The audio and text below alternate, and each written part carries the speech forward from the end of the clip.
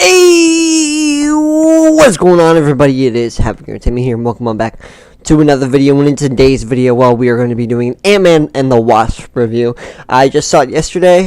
Normally, I try to upload my reviews the day of, but I didn't get to do that. Also, today's been a little bit busy. Otherwise, I would have uploaded it earlier. But I just wanted to talk about the movie, like I always do. Marvel things, I like to talk about it and speculate and that type of stuff. The current clip that I'm running of Lego Marvel's Avengers is about 30 minutes long. I'm going to cut it down for the sake of time of this review. So, hopefully you guys enjoy this, and if you guys do, then please like, comment, and subscribe.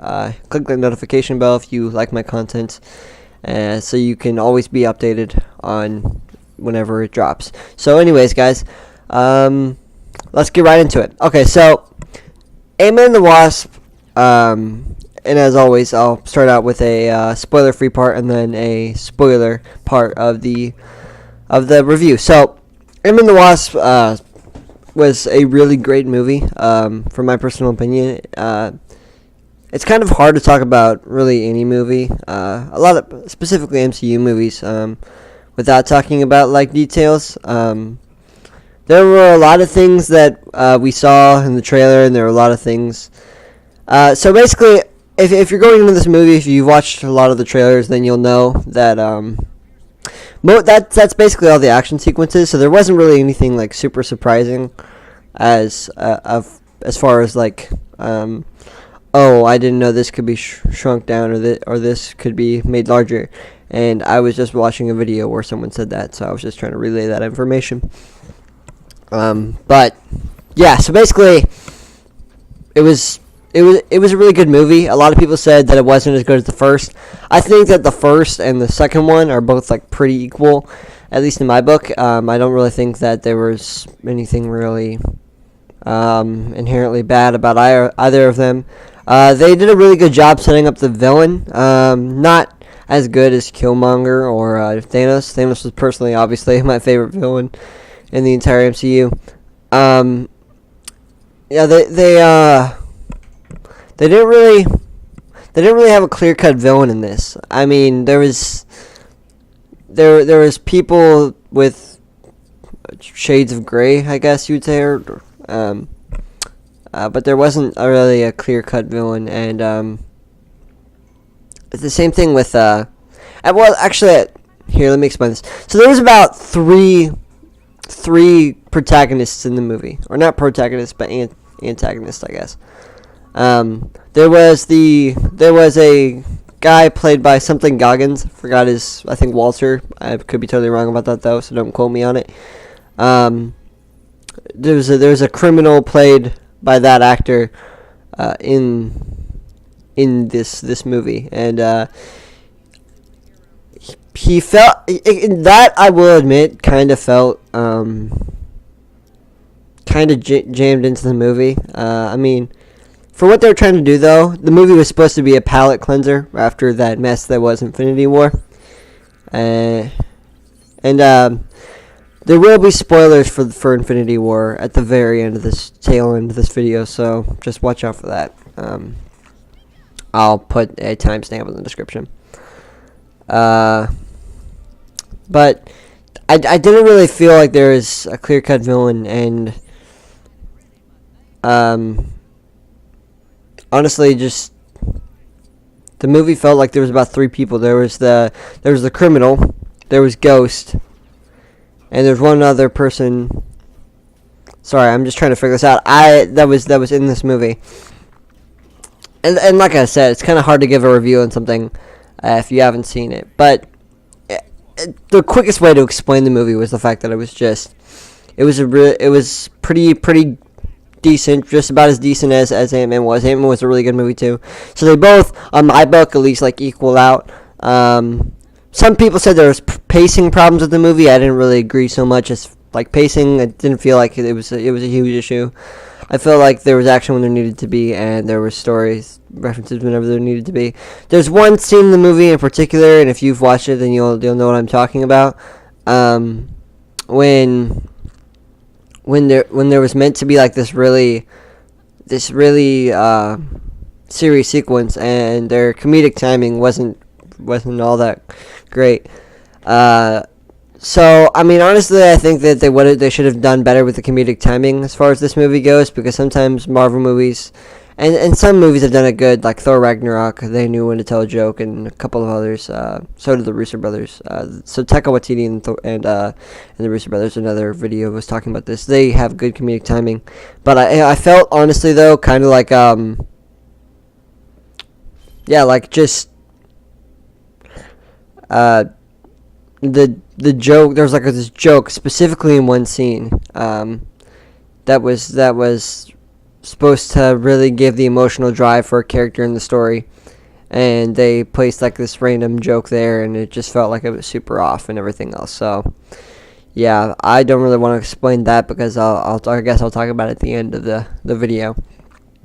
But so overall, for those that want to know what I think, and there's not many people that do, but for those that do, I think it's a good movie, and I think that you should go watch it. I try to be honest with all my opinions, even though I'm a huge Marvel fan. So with whatever I say, I try to be honest about it, and I try to give an honest opinion that's not cut by, for instance, my Marvel fandom. While I love it, sometimes I will say some Marvel movies have been bad. Spider-Man 3 specifically. I know it's not MCU, but it was terrible. And Iron Man 2 was also, it wasn't as bad as Thor: The Dark World. Thor: The Dark World was also pretty bad. I mean, it was, I guess you could call it decent. There were some funny parts and everything else, but that's not what we're here for. We're here to talk about Ant-Man and the Wasp. As you can see by this gameplay in the background, yes, I am playing as Ant-Man and the Wasp. We're trying to play as Ant-Man and Wasp characters in this gameplay. I try to stop a few crimes and get some action in there, so hopefully you guys are interested by that. Anyways, that's not what we're here to talk about. So that's the end of my spoiler-free section. So hopefully you guys go see the movie. Hopefully you guys really enjoy it. And I didn't really feel like there was pacing problems. There was definitely some timing issues and all of that. So it was just as good as Ant-Man, and I'd give it an 8 out of 10 for me. So hopefully you guys enjoy. And yeah, for those of you that haven't seen the movie yet, this is a spoiler alert. So please go watch that movie. And here's time to talk about some of the spoilers for the movie. And again, Infinity War spoilers will be at the end of this video. If you have not seen Infinity War, look in the description. There will be a timestamp that'll skip. Actually, no. Okay, yeah. You know what? I'm just gonna save the Infinity War spoilers to the very end of the video. And so hopefully you guys won't even have to skip past anything. Okay, so through the movie, it's basically it starts out with as you guys have, if you guys have seen it, it just starts out with young Hank Pym and his wife, and it shows them talking to Janet Van Dyne or Dime, either one. I don't really remember which. It's an N or an M, blah blah blah. Anyways, so it starts out with young Hank and young Janet, who, as you know, got stuck in the quantum realm from the first movie, because she went subatomic. So what ended up happening with them is that it showed them right before that mission from that first movie where she did go subatomic, and they were talking to Janet, this as a little girl, and she was like similar to Cassie Lang in this scene. So as you would imagine Cassie Lang to be, that's how they were portraying Janet at the time. So it's just a flashback. So it showed them right before they had to leave to go stop that missile, where Janet got lost forever in the quantum realm. And then whenever they got there, it was kind of, they had like they had Hank Pym talking in the background, giving a narration of the scene. So So already the movie started out pretty strong, and honestly, it really, I think honestly, it really did well. Obviously, aside from Egghead, anime didn't really have like a rogues gallery like Spider-Man or Batman or any other hero that you'd expect, or like Iron Man or whatever. I know Batman's not part of the Marvel universe. Don't roast me on that. I'm a huge Marvel fan, but so anime didn't really have a big of a rogues gallery. So the movie of this, the movie of this film, the villain of this movie, sorry, was Ghost, who was actually an Iron Man villain, who in the comics was a male, who got thrown out from his company after finding out their secrets. I don't know. I don't think it was Roxxon, but it was some company. Either way, so he wanted revenge against Iron Man. I think I only read one story with Ghost ever in the comics, and it's been a while since I've read the comics, but I have. Either way, though, I honestly thought the movie was really good. It felt, like I said, a nice palate cleanser after what the mess was with Infinity War, and it really just like got you in the mood to truly just dive deeper into this universe. It felt obviously kind of separated because they wanted to be a funny movie. So it'd honestly be great, personally, for the people that would go and watch well, if this was like the first movie. I was going to say per se, and then blah, blah, blah, and whatever. But if this was their first Marvel movie ever, this would be a good movie to watch. Obviously, they wouldn't really need to stick around for the end credit scenes. I mean, unless the person that has seen the movie wants to watch them. But if this is your first time watching it, then you should probably just go watch it without the end credit scenes. I'm just talking about the MCU in general. But the movie was really, really good, to be honest, because honestly, I feel like a lot of people are probably going to be comparing this to Infinity War since they came so close. I heard one person say that that they're probably just going to forget it because of like eventually people are going to forget that this came out right near Infinity War. I don't really think they're going to forget super easily that this came out near Infinity War, because Infinity War is just such a big movie in general that it's probably always going to be associated with it, especially since the end credit scene, one of the end credit scenes is. Which, honestly, let's talk about that, because that was obviously the big part of the movie.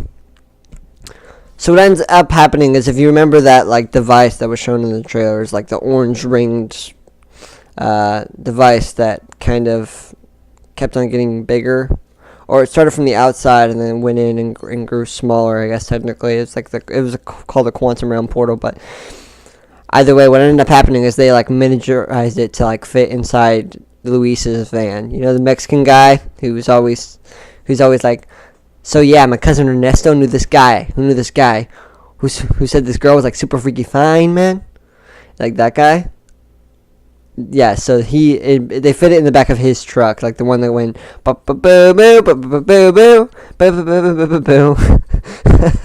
that one. So they found a way to fit it in the back of his truck, and they ended up